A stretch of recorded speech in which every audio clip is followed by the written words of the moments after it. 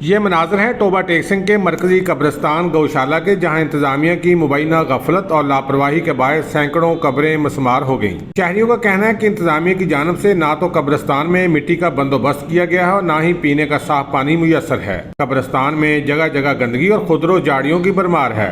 कब्रिस्तान जराइम पेशा अफराद का भी ठिकाना बन गया है।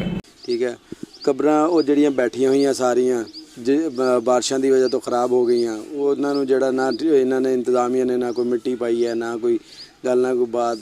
कुछ कब्रें ऐसी हैं जो बारिश की वजह से बैठ गई हैं। इनके इंतजामिया ने इनकी कब्रों पर ना मिट्टी डाली है और ना इधर पानी का इंतज़ाम है।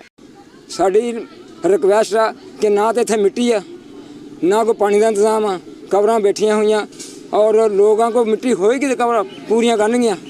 शहरी और मजहबी हलकों ने जिला इंतजामिया से मुतालबा किया है कि कब्रिस्तान में मसमार कब्रों को फौरी तौर पर मरम्मत करवाया जाए और खुदरो झाड़ियों का खात्मा करके जराइम पेशा अफराद के खिलाफ फौरी कार्रवाई की जाए। कैमरा मैन अली हैदर के साथ सुल्तान महमूद, टोबा टेक सिंह।